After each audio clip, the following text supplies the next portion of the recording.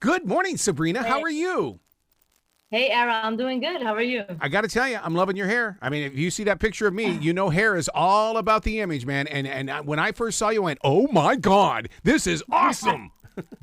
Thank you so much. I'm so excited to hear that. Thank you. I got a hat on, but it's Oh, you. see, I love that. The lead singer of Survivor and the group Traffic also has purple hair, and so it's just amazing that you've got to have things like that so people remember, don't you? Yeah, you do. Yeah, that makes a difference. I think it does. Coming from a Brazilian family, my neighbor is Brazilian. It is all about family, but it's also about the Brazilian barbecue. How often do you get into one of those? Oh yeah. So we get Brazilian barbecues probably every summer, almost every weekend, if not every one weekend, yes, one weekend, no. And we like to do it in the backyard. You know how that is. It's different. You buy that big meat, you put it on the grill, make some, make some rice and some salad, and that's it. That's all you need.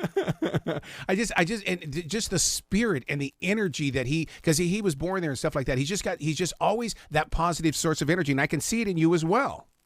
Yeah, it's a culture thing, to be quite honest. It's just a Brazilian thing. I don't know. It's not. No one trains us for this. So now, what was your first drum set? Mine was I had four boxes from Kmart and Lincoln Logs as drumsticks. What was your first drum? First drum was a PDP. Mm. Yeah, so I'm a big PDP fan, but of course there's like DW, which is up on top. But my first one was a PDP. Well, I mean, I find that so amazing that you started in drums and things like that because, I mean, look at all the drummers that have gone on to become very, very big solo stars, such as the Phil Collins of the world and things like that. It's just amazing because is it because you guys know the beat, you know how to share a story within the beat? I think that knowing the beat, as drummers, you kind of have all this coordination and you know the beat and you kind of have to memorize everything because no drummer plays with music in front of them, you know? So I think that it kind of makes you good at singing in a way of in a rhythm type of way. Like my first vocal lesson with the voice vocal coach, she said, "You sing very percussively," Mm-hmm. which is a good thing for the first song that I was singing, the Brazilian song. And I said, "Well, I'm a drummer." And she's like, "Well, I can hear that." So I think that it just gives you this special sense of rhythm where you could really sing anything because of the drumming. I don't know. I can't explain it. You just gave me a big flashback of my conversation with Sheila E. Because I mean, and she speaks the same language that you do in the way that those drums are a very important part of the vocals. Yeah.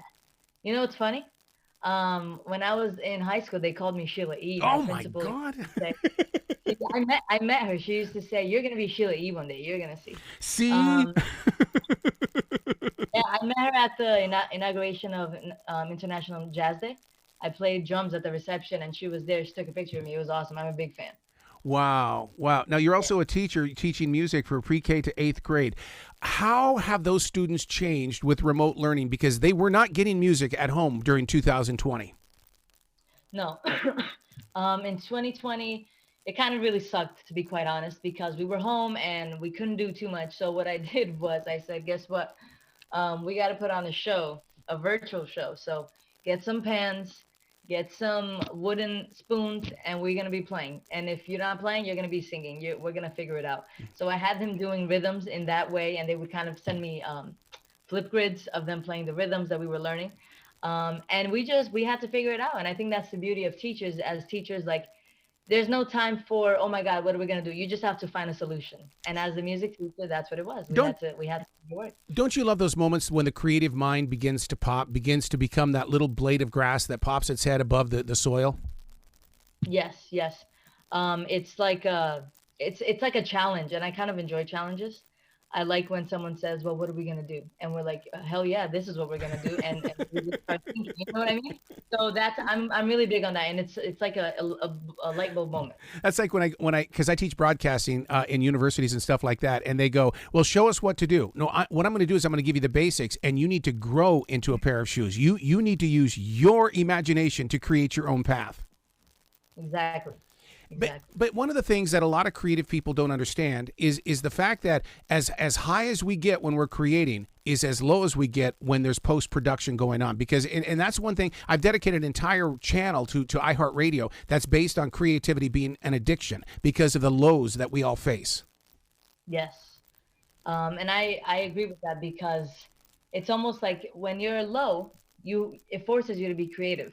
Like if you don't have a job and you need to make money, you have to be very creative and like, okay, here's what I have to do to make money, you know. But if you have a job and you're doing the whole 9 to 5 and it's just a normal thing every day, you don't really got to think much.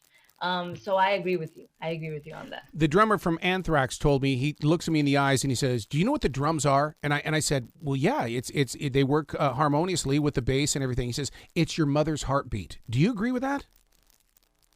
Damn, yes, I do. Yeah. So yeah, and so I mean, what's it like to play the drums in front of your mother then? Because if it's matching your mother's heartbeat, I mean, you're carrying that forward. I think that it's your mother's heartbeat. I've never heard that before, but that makes a lot of sense. It's almost like when you're a little boy or a little girl, or your mother was your biggest caretaker, Yep, right? yep. You needed her for everything. And so when it comes to drumming, it is your mother's heartbeat in a sense of the drummer. I always said the drummer is, I wouldn't say the only big thing in a band, but he's one of the biggest keys in a band. And the funny thing is, you don't really talk to the drummer. You don't really know what the drummer sounds like. All you know is how he plays. But if the drummer's off, everybody can fail. If somebody else messes up, like it's like you can kind of like blur it out.